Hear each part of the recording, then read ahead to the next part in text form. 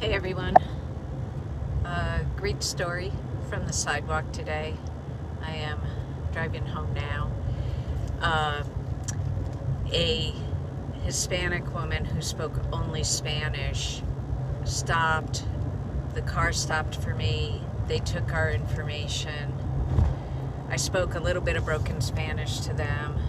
They were ushered in by the pro-abortion crowd. They went into the abortion center. The woman was dropped off, and it turns out later we discovered that that was a taxi, I think she said.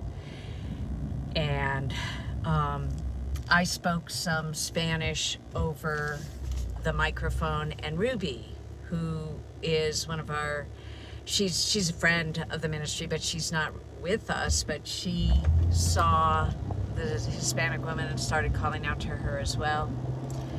Anyway, I know what I said was, we have help for you, and your child is precious. God says, don't abort your baby. And anyway, a few minutes later, I see her coming straight for me. Came out of the abortion center, walking straight for me. I asked if she spoke any English. She did not speak any.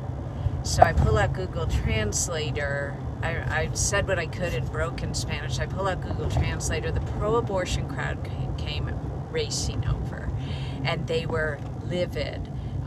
They're kept pointing to the clinic and trying to make her go back into the clinic. And I was able to say, we have help for you. We have a free ultrasound. It was right there in front of her. I said, would you like to go on? And she nodded. At that point, Ruby, who speaks fluent Spanish, came over. And Ruby agreed that she would tell this woman whatever I wanted to say to her. So Ruby translated for me. And the woman made it very clear she wanted to go on the mobile ultrasound unit. And what happened next really was, I wish I had a video of it. The pro-abortion crowd actually tried to stop the woman by, they stepped in front of her, they held up their hands, they held up their umbrella, trying to steer her away from the mobile ultrasound unit. So, however, she did get on the RV where the mobile ultrasound unit is, and Ruby and I got on with her. And the pro-abortion crowd had a videographer there. I don't know why, a whole camera crew, and they're filming the RV, claiming that the woman didn't know that it was not the clinic. So we actually opened the door. The woman told them she knew it was not the clinic. She wanted to be there. Anyway, she was very abortion-minded, but only because she was all alone in this country, had come from another country. The boyfriend ditched her as soon as he found out she was pregnant, and she had no help, no family, nothing, young, and I said, we can help you. We have so much help available. And I started telling her about the mentorship program. We told her about what Help Monroe Pregnancy Center will actually do. A lot of wonderful things for her, including a free medical clinic. She does fall through the insurance cracks and would not be able to get health care, but we provide that through Help Monroe Pregnancy Center. She was fine with housing. She did want help down the road, probably with childcare, not yet.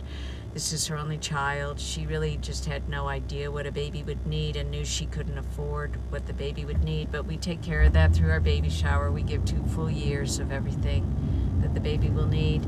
And by the time we had finished going over all of that with her, she's looking hopeful. And she said that as long as we could provide that help, she would not abort her child. She would not kill the baby. And then she was much further along than she thought. We saw just a really active, incredible video, ultrasound of this 12-week-old baby. who was just putting on such a show. We saw clear fingers, toes, arms, legs, feet, even the baby's profile and the baby's face. I mean, you could see that baby so clearly. She started smiling and said, yes, she was excited. She was hoping it was a boy. She thought it was a boy. And I gave her one of my painted rocks, as I always do, to remind her, with the verse on it, to remind her of this miracle of life within her. And so a clear choice for life by the time she left, and she's already been set up with the medical clinic, has already texted our sonographer back regarding the date for the medical clinic. And we've already signed her up for a mentor. We hope to appoint the mentor very quickly because she's very vulnerable and she really does need help. But it was such a blessing and very clear that if we hadn't been there, the baby would be dead right now. If Help Monroe Pregnancy Center with the mobile ultrasound unit had not been there, the baby would be dead right now. If the RV driver had not agreed to drive that day, the baby would be dead right now. If the sonographer, Kelly, had not been able to be there that day, the baby would be dead right now. If Ruby and our team hadn't been calling out to her, that baby would be dead right now. So just praise to God that he had all the pieces in place, and that baby is alive now. So God bless you all, and we so appreciate your prayers and support.